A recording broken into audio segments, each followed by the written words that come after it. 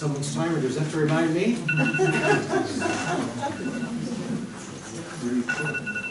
Okay, good evening everyone, and welcome to the public hearing for Monday, January the 27th. The purpose of the meeting tonight is to hear input on the amendment to the District of Hope zoning bylaw number 1324, 2012, as it is as follows, District of Hope zoning amendment bylaw number 1466, 2019. I have a public statement that I am required to read. The public hearing is being convened pursuant to the Community Charter and the Local Government Act. In accordance with the Charter, the time and the place of the public hearing was advertised in 2 editions of the Hope Standard newspaper. In accordance with the District of Hope application procedure and public hearing information, meeting procedural bylaw number 1393 and the Local Government Act, the required specifications have been complied with. At this public hearing, any persons who believe that their interest in the subject property is affected by the proposed agenda item may speak or present written submissions to council on this matter. As chairperson, I will read any written briefs from persons unable to attend this public hearing so that they may become part of the record. Those who wish to speak should, when invited to speak, clearly state their name and address for the record. It is important that all who speak at this meeting restrict their remarks to the matters contained in the bylaw. No one will be or should feel discouraged or prevented from making his or her views known. Members of council may ask questions of those making presentations. The main function of council at the public hearing is to listen to the comments of the public, not to debate the merits of the bylaw. Members of council may debate any issues on the bylaw at the time of the 3rd or final reading. The order of the proceedings will be as follows. The Director of Community Development will briefly describe the matters under consideration and provide a brief explanation of the proposed bylaw. The applicant or the agent for the applicant may be invited to make comments. All written submissions will form part of the record of the public hearing. Oral submissions from the public will be heard, and any further written submissions, if any, will be received. The public hearing will be closed. No further submissions, either verbal or written, regarding the proposed bylaw can be made to council following the public hearing. After this public hearing is concluded, the council may, without further notice, give whatever effect it believes proper to the representations made at this public hearing. So that's the end of the first part, and at this time I turn it over to the Director of Community Development, Mr. Gill. Your Worship, through you, the proposal that has come before Council at 320 Forrest Crescent is in regards to rezone the property from single-family residential zone to a 2-family residential zone in order to construct a duplex on the site. Just a side note that the property is not identified in a District of Hope geotechnical hazard area. However, prior to the proponent making an application, it was required that a hazard assessment be conducted on the property. The municipality did receive a satisfactory hazard assessment. There is a safe building site on the lot. Thank you. Does the applicant or the agent, if they're here tonight, wish to speak? Yeah, I guess if anyone who wants to make any comments, basically what we're trying to do is Sorry, could you state your name? And no, sorry, my apologies. Your Honor, my name is Ron Immerman. I'm the owner of the property, and the reason we're trying to get it to a duplex zoning is to provide us with a mortgage helper, and that's the reason, the main reason for doing it.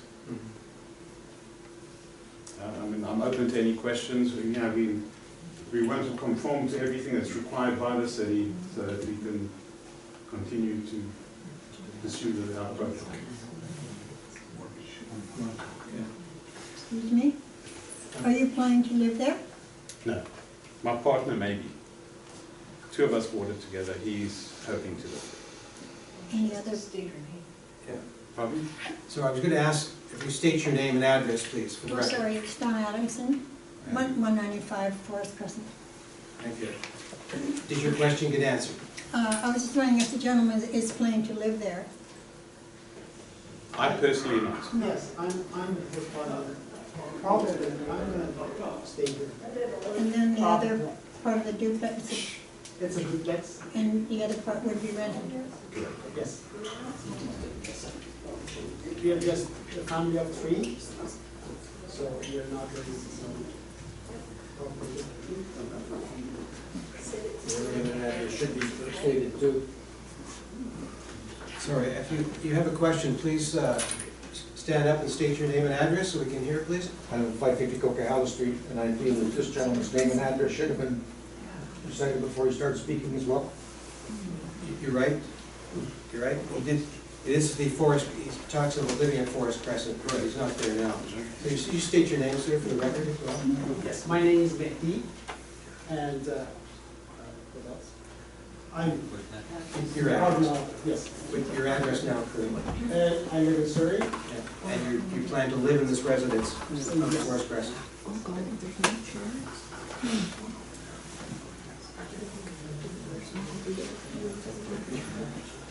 Thank you. There'll be no other questions for you, or there is? John Penich, 255 Forrest Crescent. Why are all the houses along there single family? Why all of a sudden should we change it to a duplex? That's the part that we don't like. All the homes along there are single family homes. There's no duplexes along that street. And I don't think we should change it to a duplex zoning. Mr. Gill, is that information correct? Your worship, right now the current makeup is single-family residential in the area. However, the property is identified in the urban suburban land use designation of the Fisher Community Plan, which looks at the concordance aspect of or relative uses of residential. A duplex is considered relevant for an urban suburban residential designation. Which jacks our taxes up.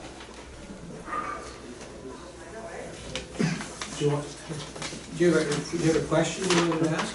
Well, for one thing, yes, it's always been a single. My name's Roger Wilson, 300 Forest Crescent. Okay, who are you asking the question of? Yeah, okay, what about our taxes? Do they go up as of this building going up beside our home? Why would your taxes Well, go because up? it's a double home, it's not a single family dwelling. That'd be his property tax, not yours. Okay, but still, our taxes seem to go up every time something gets developed in that neighborhood. So, I don't know, it's a single family dwelling, why would you change that? Okay. Anyone else would like to Yeah. speak to this gentleman? Oh, just, again, I'm Tracy from 300 Forest Crescent. Again, the same thing, it's all single-family homes. Single-family homes, and we're kind of in a little bit of the outskirts, so it's really, I don't know, duplex out in the outskirts. To me is, duplexes are usually downtown.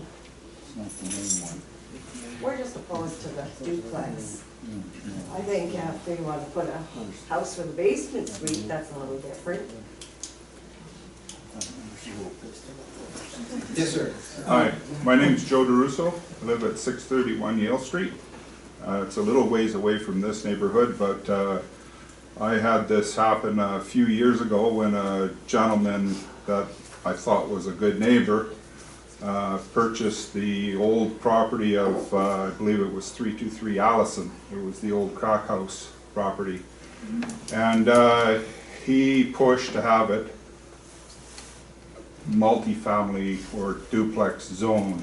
And I asked him, is it going to be built on the same level, or is it going to be built higher, because I don't want to look at some monstrosity of a house. And he says, oh no, it's going to be a rancher style house, it's going to be nice and everything else. Well, so I agreed, I signed his petition. Well, I'll tell you what, did I ever get it in the green pickle shoved into me, because now I look out my living room window, I have this monstrosity of about an 8,000 square foot duplex. Parking becomes a problem because of multifamily, and it was also built way above the allowable height allowance. And they said, this town has no balls. They just said, oh, well, it's already built, we're not gonna worry about it.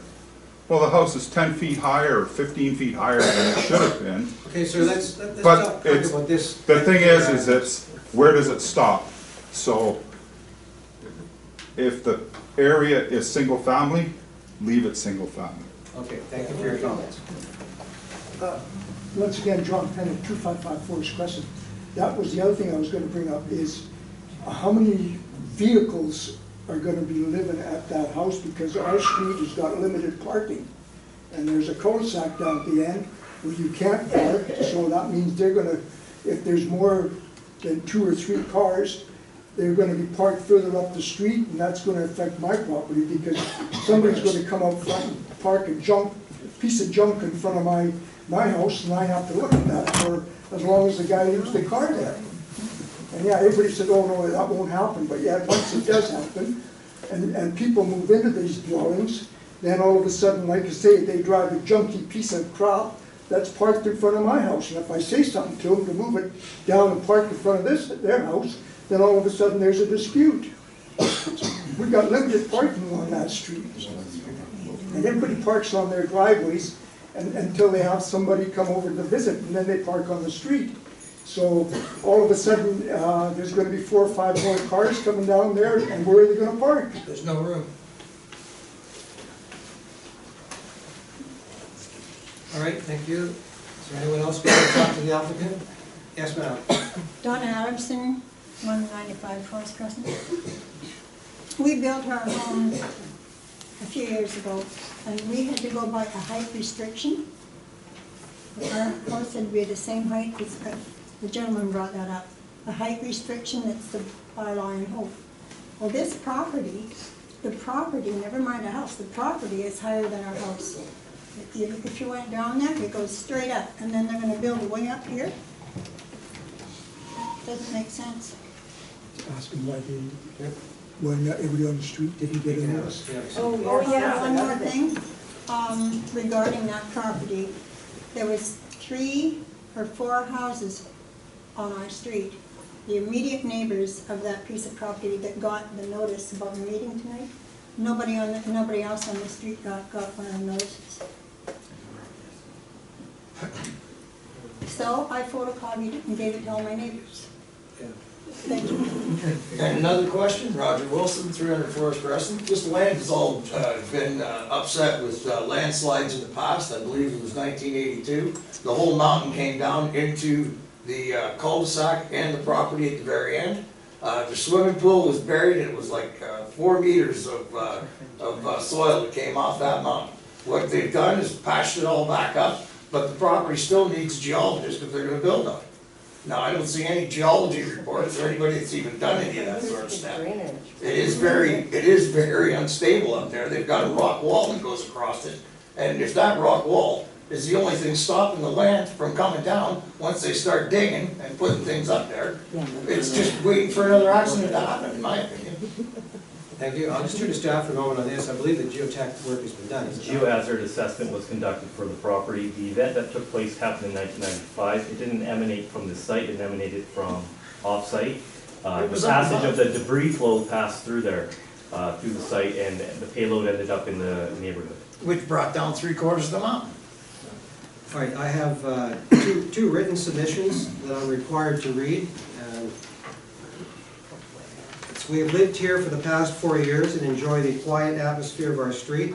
We have concerns that this bylaw passed will affect our neighborhood in a negative way. We prefer the single-family dwellings which exist in our Crescent as it stands. Unfortunately, we just received this notice and wish to voice our concerns. We hope that this proposed bylaw does not pass and spoil our preferred neighborhood. John and Nancy Inich? Yeah. If I said it, if I pronounced the name correctly? Yeah. The next one was addressed to Mr. Fortolotsky.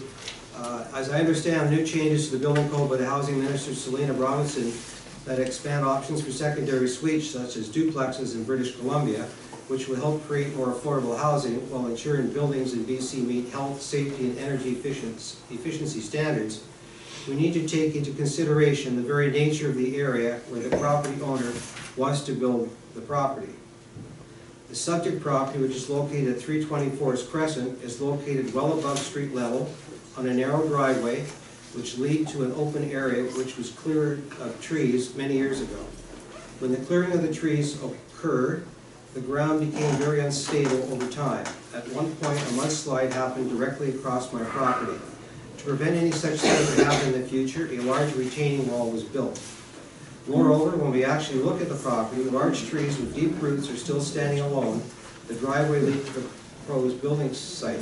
These deep roots are definitely helping to prevent any erosion to occur. I'm afraid that if these trees are removed from the site, we can look at a new mudslide in the near future right on my property. Furthermore, when we look at the actual building site, which is backing into the old Hope Princeton Way, as well against a steep hill, the site isn't appropriate for such a building like a duplex. Such a building will need a it's the way it's written, will need a bit more room in order to accommodate a proper driveway for all occupants on such a narrow plot of land. Let's assume for a minute that each household will have 2 vehicles. I'm afraid that some of the occupants will need to park their vehicles directly on the Forest Crescent since they won't have enough parking spaces on the actual site. As for the new changes in the building code, I'm not against the new code proposed by our Housing Minister, Selina Robinson. However, we do need to keep in mind that the proposed amendment bylaw can be subject to problems down the road if the health and safety of other people can be affected. For example, if a mudslide does occur in my own property, I don't think I'll be happy to fix the problem that was created by someone else just because they wanted to build a duplex on their own property. A new and larger retaining wall will definitely have to be constructed. I like my neighborhood to be quiet and free of vehicles being parked on the road constantly. Appropriate parking lot must be provided up on the construction site in order to prevent renters to park their vehicles on the street.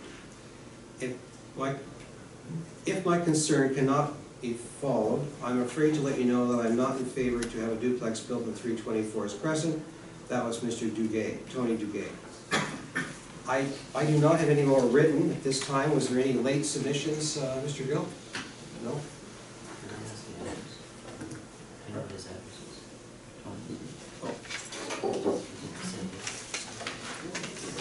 Mr. Duguay was... It just says Forest Crescent. Just says Forest Crescent. Is Mr. Duguay here? We can locate that. Okay.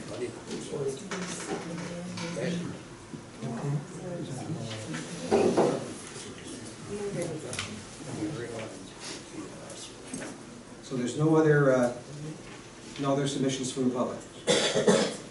Okay. Hearing none, then... Excuse me, Yes. my name's Brian Adamson, 195 Forest Crescent. I've lived on Forest Crescent for 24 years. I wondered if the owner of the property or the public wants to build, if he could clearly answer, where do they plan on parking their vehicles after they build up on that very small building envelope that's up there? Where are the vehicles going to be parked? Okay. In front of my house. From ours. On the driveway that's going up like this? We have not engaged in a contractor yet. We are waiting for, and they will give us designs which are obviously going to be fitting in with the plan of Hope. So how big is this house gonna be that you want to sell? I don't know. You don't know, because you're gonna be way the heck up above everybody else on that property. So what's that mean? My privacy goes down the windows with people living up there. I can't even build a fence big enough to stop people from looking in my backyard with the height of that building, or the property itself. Excuse me, sir, you didn't answer my question. You must know, if you plan on building there, the size of the building envelope, and you must know to know the ground. We've got many choices. We've got a footprint can go up or it can go slightly What sideways. parking vehicles? Pardon?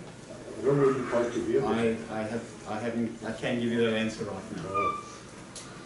On our street too. Yeah. I I think I'm more familiar with the property than you are. Excuse And I me. can't see it. Your worship, for you, in accordance with the bylaw, the parking must occur on the property and not off-site. Yeah, but that's That's not enough room. not the case. Joe, could you repeat that, Mr. Gill? This gentleman didn't hear you. Your worship, in accordance with the zoning bylaw, the parking must be on the property Yes. and not or on street. Any more than 2 cars on that property, there's gonna be no room. There's no room there for any more than 2 vehicles with a house of whatever size they built. They'll be parking on the street, and if they rent it out to other people, then how many people are they gonna have parking on the street? It's unfeasible. Is there any new submissions at this time? Any new submissions? Okay. Public hearing is now closed.